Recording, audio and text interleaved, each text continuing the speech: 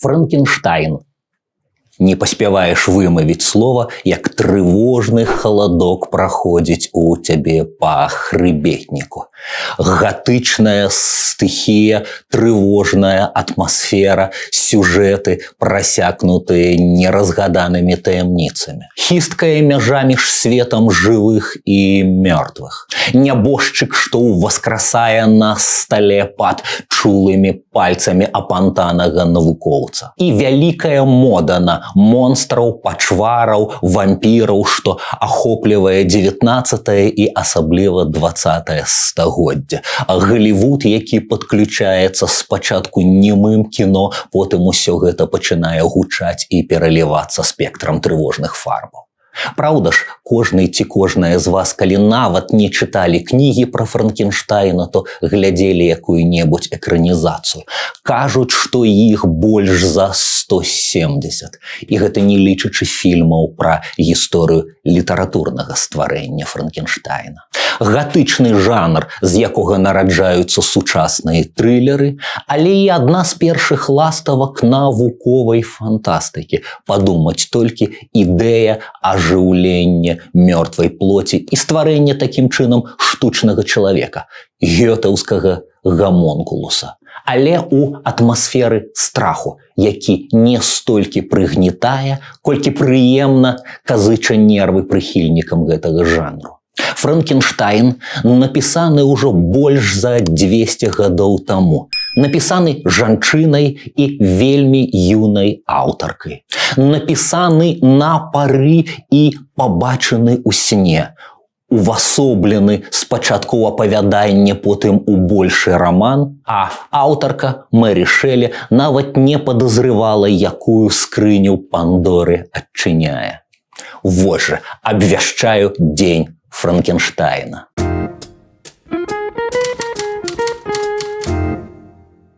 Дарэчы, дзень Франкенштайна сапраўды ў свеце існуе і нават два. Амерыканцы адзначаюць дзень, калі навуковец ажывіў сваё стварэнне, і гэта 29 кастрычніка, ноч, калі беларусы згадваюць сваіх расстраляных паэтаў. У Англіі дзень Франкенштайна адзначаецца як дзень народзінаў яго аўтаркі. 30 жніўня нарадзілася Мэри Шэлі, пра якую варта сказаць колькі словаў. Мэри Шэлі, яна ж Мэри Годвін, ці нават Мэри Годвін Уолстонкрафт, бо часам спалучаюць прозвішчы яе бацькі і яе маці. Нарадзілася ў вельмі слыннай сям'і філосафаў, літаратараў, эстэтычных і палітычных рэвалюцыянераў свайго часу. Уільям Годвін, знакаміты філосаф і пісьменнік, ліберал, папярэднік ідэяў анархізму, зрынальнік рэлігійных ідэяў і буржуазных каштоўнасцяў, прапагандыст свабоднага кахання. І ягоная жонка Мэри Уолстонкрафт, не менш знакамітая за яго і не менш скандальная. Пісьменніца, філосаф, феміністка. Мэри напісала знакамітае эсэ ў абарону правоў жанчын. Мэри прапагандавала роўнасць палоў. Мэри наракала на нероўныя умовы для мужчынаў і жанчын, створаныя ў грамадстве. Адзін з момантаў жаночай дыскрымінацыі – гэта адукацыя, а таму Мэри Уолстонкрафт была яшчэ і тэарэтыкам і практыкам педагогікі. Думала пра глыбокую і рознабаковую адукацыю для дзяўчынак, для дзяўчатак і сама стварала падручнікі, хрэстаматыі добрай літаратуры, якая дапаможа жанчыне стаць на роўны інтэлектуальны ўзровень з мужчынам.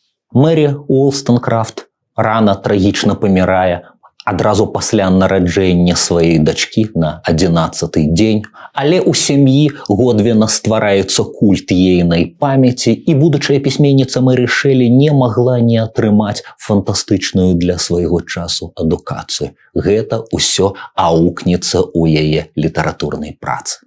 Свайго Франкенштайна літаратарка задумала ў 18 год, напісала ў 19, апублікавала ў 20. Ананімна, як часам бывала, калі аўтар жанчына. Гісторыя паўставання твору вельмі цікавая. Прадвеснік трылераў і навуковай фантастыкі паўстаў з цікавай камунікацыі вельмі экстравагантнага таварыства. Улетку 1816 на беразе Жэнеўскага возера на вілле Деодаті сустрэліся некалькі геніяў. Лідары ангельскай рамантычнай паэзіі Джордж Гордон Байрон, лорд Байрон, яго галоўны паэтычны канкурэнт Персі Бішэ Шэллі, сяброўка, грамадзянская жонка, а праз некалькі месяцаў пасля гэтай гісторыі ўжо шлюбная жонка Мэрі Шэллі, пра якую і наша размова, яе зводная сестра Клэр Клермонт і байронаўскі доктар і кампаньён Джон Полідоры, таксама вельмі прыкметная для гісторыі культуры і літаратуры постаць. Лета таго году ва ўсёй Еўропе выдалася адмыслова халоднае і дажджлівае. Потым навукоўцы звяжуць гэта з вывяржэннем вулкану ў Інданезіі годам раней. Для далейшай культуры істотна, што 5 таленавітых людзей былі загнаныя холадам і дажджом у сцены вілы і мусілі неяк бавіцца. Бавіцца чытаннем містычнай гісторыі пра прывідаў і ўсё такое. Французскі пераклад нямецкіх гісторый, сабраных у том фантасмагорыяна. Натхнёны Байрон прапанаваў таварыству пары, а што калі кожны і кожная з іх паспрабуе напісаць сваю містычную гісторыю. Усе з энтузіазмам узяліся, але з рознымі вынікамі. Цікава, што мацёрыя прызнаныя паэты пачалі, але хутка астылі да гэтай ідэі, не далі рады. А вось доктар і кампаньён Байрона Джон Полідоры напісаў вельмі адметную гісторыю з назвай «Вампір», і гэтае апавяданне ці маленькая аповесць нарадзіла цэлы тренд у літаратуры будучых вампірскіх апавяданняў, раманаў, фільмаў. А па-сапраўднаму выйграла заклад Мэрі Шэллі, напісаўшы спачатку навеллу, а потым на просьбу мужа, які захапіўся ейнай ідэяй і натхняў яе, перарабіла гэтую навеллу у фарматны раман «Франкенштайн» альбо «Сучасны Праметэй». Потым у прадмовах да свайго раману аўтарка патлумачыла, што ідэя прыснілася, паўстала ў сне. Вось што пабачылася пісьменніца. Уяўленне захапіла мяне. Вочы мае былі заплюшчаныя, але нейкім унутраным зрокам я надзвычай яскрава пабачыла бледнага адэпта тайных навук, які схіліўся над сваім стварэннем. Я пабачыла, як агідная істота спачатку ляжала нерухома, а пасля, падпарадкоўваючыся нейкай сіле, падала прыкметы жыцця і нязграбна заварушылася. Гэта было жахлівае відовішча, бо што можа быць жахлівейшым за чалавечыя спробы пераймаць непараўнальныя стварэнні Бога? Я ў жаху расплюшчыла вочы. Я так захапілася відзежай, што ўся дрыжэла і хацела замест жахлівага плёну сваёй фантазіі хутчэй пабачыць навакольную рэальнасць. О, калі б я магла скласці гісторыю так, каб прымусіць чытача перажыць вусціш, якую я перажыла гэтай ноччу.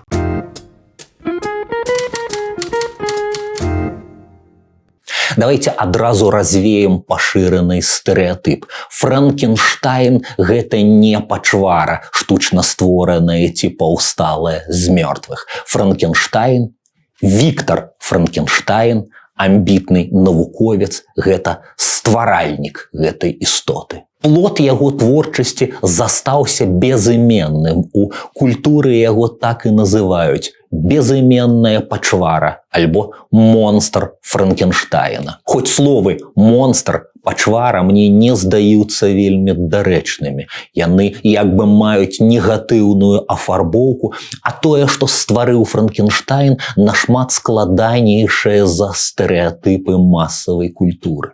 Трэба наогул сказаць, што раман Мэрі Шэллі выходзіць далёка па-за стэрэатыпы масавай культуры. Так ён стрэліў, ён зрабіўся казачна папулярным, ён паклікаў да жыцця наследаванні, перайманні, варыяцыі. І вось ужо побач са створанай істотай з'яўляецца ягоная невеста. І вось ужо побач з апантаным навукоўцам з'яўляецца нейкі гарбаты асістэнт Ігар. Усё гэта пазнейшыя напластаванні, якія да Мэри Шэлі амаль не маюць дачынення.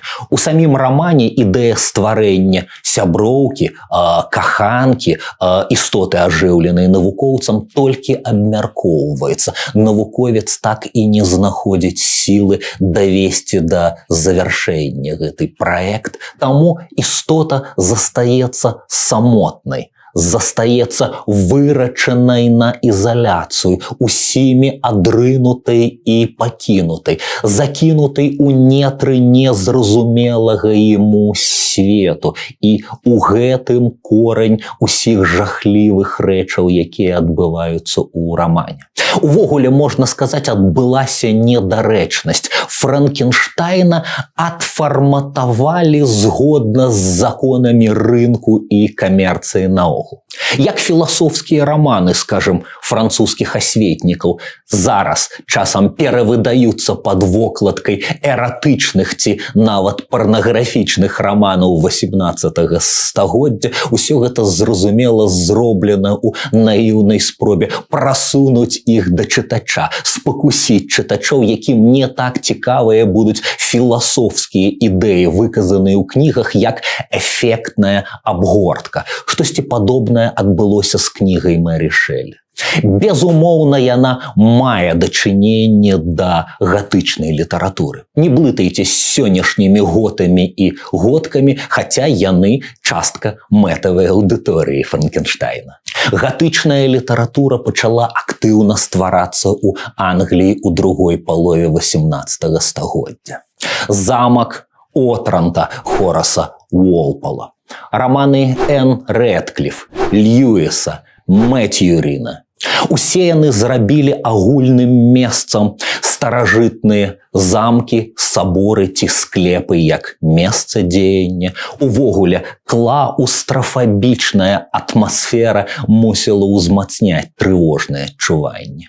Зразумела, да пары неразгаданая таямніца, нейкая наканаванасць, радавы праклён, склепы, дзе нябожчыкі адышлі не да канца і магчымае іх вяртанне, дзе блукаюць прывіды, дзе атмасфера напружваецца, накаляецца і чытач павінен даходзіць да вар'яцкага кіпення. Але ж, зноў скажу, усе гэтыя жахі мусяць толькі прыемна казытаць нервы. Параўнайма, напрыклад, з раманамі Васіля Быкава, якія сапраўды выводзяць чытача з зоны камфорту. Мэри Шэлі чэрпае з гатычных крыніцаў, але толькі часткова. Ці ёсць яна папярэдніцай навуковай фантастыкі? Так, калі самі навуковыя фантасты так лічуць. У кнізе апісваецца стварэнне штучнага чалавека ці ажыўленне, скажем так, зрослых пад пальцамі навукоўца кавалкаў мёртвых людзей у новую жывую істоту, але вельмі важны нюанс, увага, адсутнічае сама тэхналогія.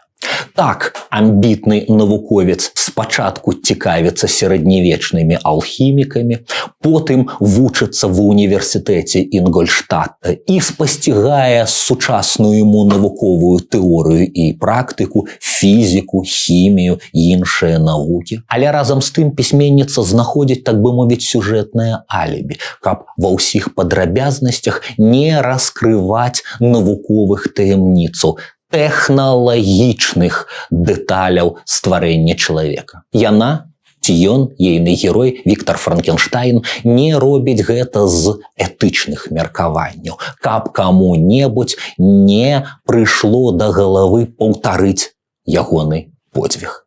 І вось тут мы прыходзім да самых важных у рамане рэчаў, прыходзім да яго філасофскай праблематыкі. Можна сказаць, што наогул перад намі найперш філасофскі раман, раман пра адказнасць. Адказнасць навукоўца за сваё стварэнне, адказнасць за этычнасць і неэтычнасць сваіх эксперыментаў, адказнасць перад тым, каго ты ствараеш, адказнасць перад людзьмі, адказнасць перад Богам, калі мы прызнаем наяўнасць гэтай інстанцыі. У рамане напраўду спалучаецца шмат чаго складана спалучальнага. З аднаго боку, Франкенштайн – гэта вынік асветніцкага стагоддзя, вынік думак пісьменнікаў і філосафаў-асветнікаў ангельскіх, французскіх, нямецкіх. З іншага боку, пісьменніца – сучасніца рамантызму і шмат рамантычных рэчаў, сама рамантычная атмасфера, самі рамантычныя краявіды з сваёй спецыфічнай функцыі, апісанне, якое знешне падсвечвае, узмацняе унутраныя перажыванні героя. Гэта рамантычнае адкрыццё пачатку 19 стагоддзя. Усё гэта ў кнізе аднолькава ёсць і ўзаемаўраўнаважваецца. Кніга вельмі цікава напісаная кампазіцыйна. Гэта эпісталярны раман, раман у лістах, раман ліставання. Хоць усе адпраўленыя лісты, яны пішуцца як бы ў адзін бок і не маюць адказаў адресатаў. Але з іншага боку, гэта складана арганізаваная эпісталярная гісторыя. У кнізе, можна сказаць, 3 апавядальніка. Першы герой піша лісты, у якія ў нейкі момант уваходзяць лісты другога героя, другі ўзровень пагружэння. Нарэшце, у лістах у аповедзе таго героя з'яўляецца трэці герой-апавядальнік. Спачатку малады амбітны падарожнік Роберт Уолтон, збіраючыся ў паўночную арктычную экспедыцыю, піша лісты сваёй сестры Маргарет з Санкт-Петербурга, з Архангельска, потым з сваёй далёкай экспедыцыі. Потым там, на далёкай экзатычнай поўначы, ён сустракаецца з Віктарам Франкенштайнам і дае голас яму, перапісвае для сестры як бы ягоныя аповеды. Перад намі ўжо расказ у расказе. Аповед Франкенштайна займае большае месца ў гісторыі, але ў ім таксама ёсць сваё трэцяе дно, і гэта голас самой створанай Віктарам істоты. Ягоныя словы, ягоная споведь, ягоныя рэтраспектыўныя ўспаміны, урэшце рэшт ягоныя лісты. Гэта ўсё з аднаго боку служыць адчуванню праўдзівасці, даставернасці, верагоднасці. 18 стагоддзя актыўна карысталася 2 такімі формамі падкрэсліць праўдзівасць апісаных падзеяў. Альбо эпісталярная форма, лісты ад першай асобы, альбо мемуарная форма.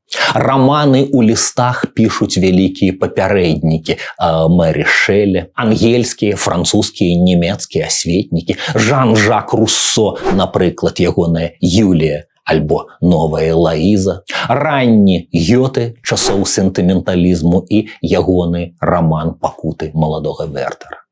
Сённяшнім чытачам магчыма не проста пачынаць сам працэс чытання. Першыя лісты мараплаўца як бы не звязаныя з далейшым сюжэтам. Навошта поўнач, навошта гэтая экспедыцыя, навошта абставіны сустрэчы з галоўным героем. Ягоная гісторыя, здавалася, будзе зусім пра іншае. Навошта гэтыя паралелі з пісьменнікамі сваёй эпохі. Але тут жа з'яўляецца і адказ. Разам з іменем пісьменнікаў з'яўляецца і праблематыка. Імя Сэмюэла Тэйлара Колрыджа, знакамітага шалёнага ангельскага рамантыка, мройцы і сомнамбуліста, чалавека з непераўзыдзеным уяўленнем і фантастыкай, паэта, які умеў паказытаць нервы сваім чытачам таксама гатычнаю стыхіяю між іншага. Але маецца на ўвазе канкрэтны і найбольш знакаміты ягоны твор, паэма «Паданне» альбо «Песня пра старога марахода». Паэма, чыя праблематыка наўпрост побач з праблематыкай Франкенштайна. Тэма адказнасці. Адказнасці за зробленае, адказнасці перад неспазнаным табой светам, з якім ты легкадумна дачыняешься, думаючы, што ты тут гаспадар і урываешься на тэрыторыю незразуметага з магчымымі наступствамі, якіх ты прадугледзець да канца не можаш. Колдридж таксама у форме эфектных, прыгожых, чытабельных прыгодаў «Марская вандроўка» уводзіць гэтую філасофскую праблематыку дачынення чалавека і прыроды. Стары мараход нематывавана забівае птушку, альбатроса і ўся рэшта паэмы, гісторыя віны, гісторыя злачынства і пакарання, гісторыя усведамлення сваіх правінаў перад прыродай. Песня пра старога марахода недаўна паўстала ў беларускім перакладзе Ігора Кулікова «Яму і слова». Цытую. «І справа лёд, і злева лёд, смяротны лёд наўкруг, гудзе, трашчыць, раве, грыміць, нібы злавесны дух, і быццам скрозь там альбатрос з'явіўся раптам з тьмы, і як душу хрышчоную віталі яго мы, ён браў ахвотна ежу з рук і ўсё ўгары кружыў, раскат грымот, і ускрыўся лёд наш брыг, імкнеў праліў, і з поўдня добры вей падзьмуў, быў з намі альбатрос, сядаў гуляць і ежу браць на карабельны нос. І так у нас ён 9 раз на мачце начываў, і месяц путь праз беламуць нам спраўна асвятляў. Хай Бог адверне ад цябе, марача, злы падзіў. Ды што з табой? Сваёй стралой я альбатроса збіў. Калі звярнуць своечасовую увагу на гэты матыў, то ўжо не саб'ешся на фальшывыя папсовыя аздобы і абгорткі і будзеш чытаць гісторыю Мэри Шэллі як філасофскі раман пра адказнасць творцы, пра адказнасць навукоўца, пра нашыя неапраўданыя амбіцыі, пра нашыя небяспечныя эксперыменты і іх пагібельныя наступствы. Задоўга да экалагічных раманаў, задоўга да раманаў папярэджанняў, задоўга да жыццёвых гісторый, вынаходнікаў розных зброяў, дынаміту, вадароднай бомбы, вынаходнікаў, якія потым каяліся і рабіліся грамадскімі актывістамі. Мэри Шэллі ўсё гэта прадбачыла, і ў ейнай кнізе гэта ёсць. Амбітны навуковец праходзіць свой даследчы шлях ад бесплотных мрояў да навуковага іх напаўнення, стварае штучнага чалавека, паўтаруся, з этычных меркаванняў ён не апісвае ўсіх нюансаў тэхналогіі, але істотна, што герой атрымаўся брыдкім, вусцішным, знешне аж да жудасці, аж да адтаргнення, і сам навуковец уражаны, нібыта не бачыў гэтага ўжо ствараючы, здзіўлены, уцікае, адварочваецца ад свайго стварэння, з палёгкай успрымае яго знікнення. Стварэнне сапраўды на час знікае з яго жыцця, але з тым большым жахам ён потым вернецца. Пазнейшыя кнігі і асабліва фільмы будуць нагрувашчваць гэтыя жудасці. Паўтару, больш за 170 экранізацый, большасць з якіх вельмі далёка адыходзяць ад сюжэта Мэри Шэллі. Яшчэ на пачатку 20-го стагоддзя першы кароткаметражны немы фільм зроблены нікім іншым, як вынаходнікам лямпачкі і фанографам Томасам Эдісоном. Знакаміты трылер 31-го года з Барысам Карлавым у галоўнай ролі. Вельмі раю вам мастацкі фільм 94-го года «Франкенштайн» Мэри Шэллі. Рэжысёр і выканаўца ролі навукоўца Кеннет Брана, шырока вядомы нам Локанс з Гаррі Поттера. Бліскучы Роберт Дэ Ніра у ролі істоты і геніальная Хелена Бонем Картер у ролі невесты Франкенштайна. Прынагодна параю і іншы фільм пра саму гатычную атмасферу, з якой прарастае Франкенштайн Мэри Шэллі. Фільм пра яе саму, лорда Байрона, яе каханка і жаніха Шэллі і гэтак далей. Усе удзельнікі гісторыі на Жэнеўскім возеры халодным дажджлівым летам. Фільм ангельскага постмадэрніста Кена Рассела «Готіка».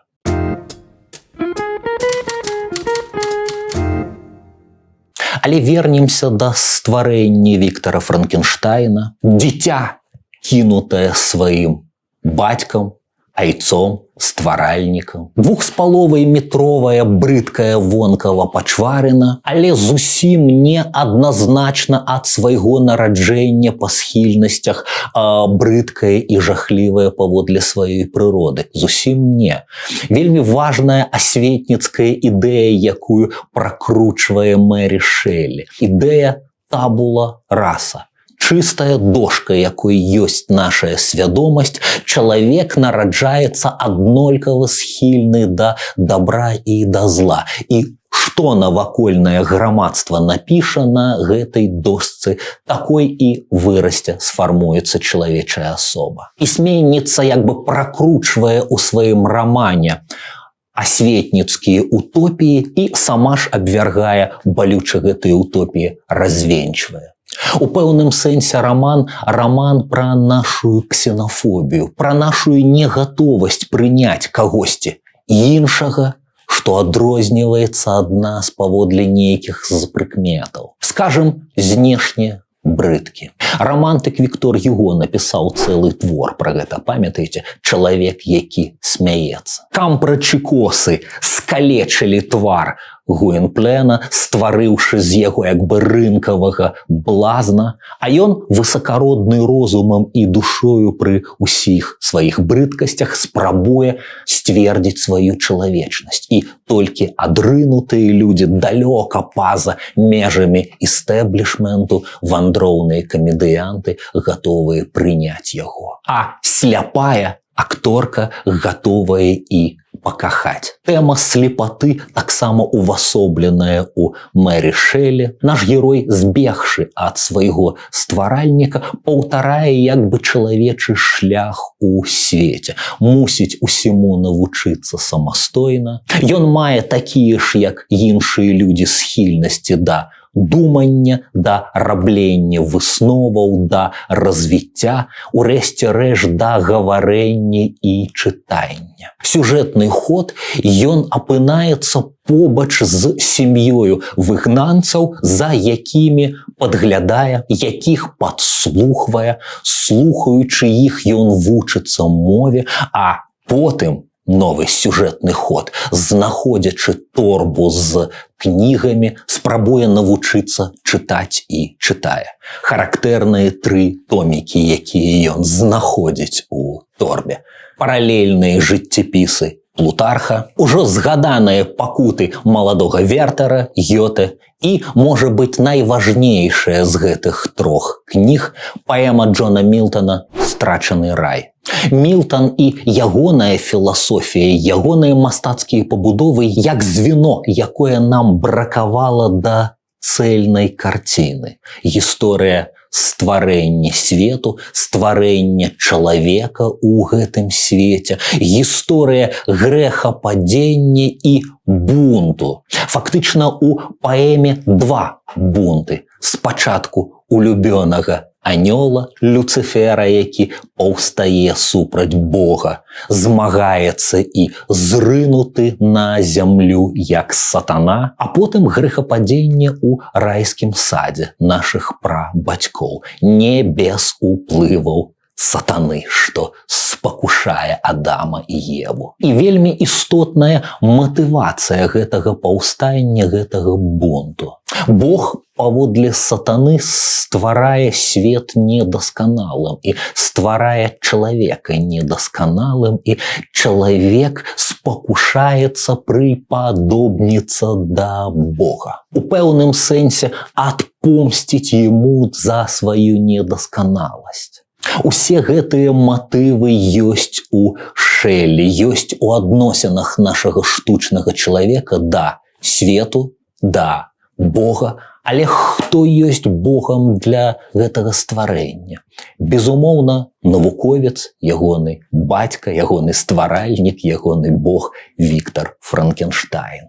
Ён нясе адказнасць, і у пэўным сэнсе стварэнне прад'яўляе богаборчыя прэтэнзіі свайму стваральніку. Перад намі у пэўным сэнсе алегорыя чалавека, які паўстае на Бога.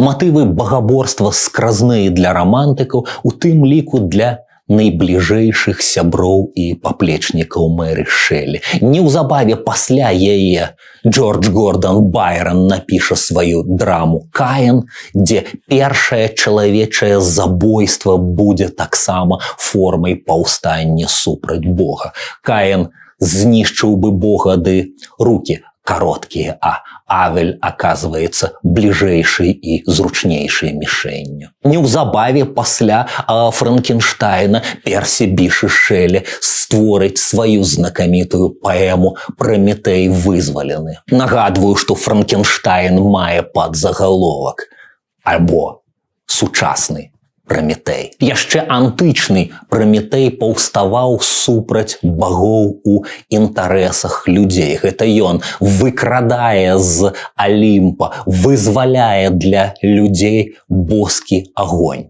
які пачынае служыць людзям. Але скрадаючы агонь, Праметэй знішчае адвечную іерархію, за што яго жорстка і балюча карае Зеўс. Нагадваю, ён прыкоўваецца да скалы ў гарах Каўказу, і арэл прылетае, каб рэгулярна дзяўбці Праметэю печень, якая настолькі ж рэгулярна потым адрастае зноў дзеля катавання, зноў на ежу арлу. Матыў псіхалагічнага самакатавання, пакаранне за злачынства праходзіць праз увесь раман Франкенштайн.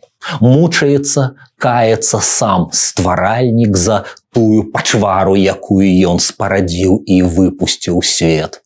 Мучаецца ад сваёй недасканаласці і адзіноты і ягонае стварэнне. Стварэнне, якое спачатку жыве ілюзіямі. Людзі наогул добрыя, людзі наогул разумныя, а таму яны змогуць ацэніць ягоную іншасць, не гледзячы на знешнюю брыдкасць. Ён разважае так: спачатку я увайду ў кантакт з сваім слепым старым суседам. Ён не бачыць маёй брыдкасці, ён толькі чуючы мой голас і зразумеўшы маю гісторыю, безумоўна злітуецца з мяне, зразумее мяне і палюбіць мяне, а палюбіўшы, магчыма, даруе мне маю брыдкасць, маю інакшасць. Але гэтая наіўная утопія ў друзачке разбіваецца, пакуль наш герой дачыняецца з старым слепцом, прыходзіць ягонае сямейства і напалоханае, уражанае, узрушанае, балюча яго праганяе. З гэтага моманту стварэнне Франкенштайна пачынае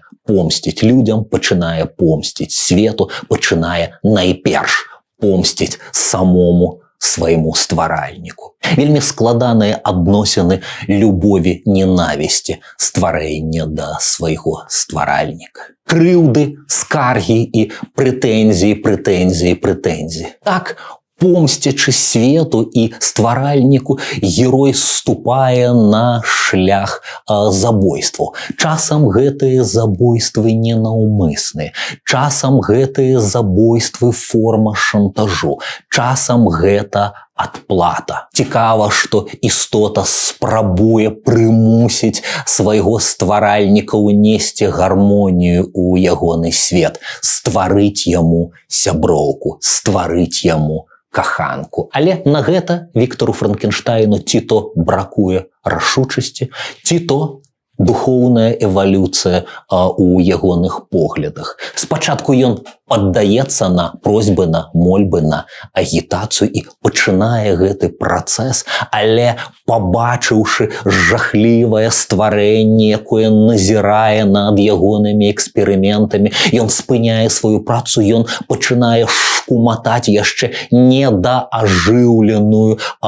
плоть сяброўкі і каханкі, якая так і не нарадзілася. Як мы разумеем, помста з боку стварэння будзе жорсткай, будзе лютай, будзе бесчалавечнай і звышчалавечай.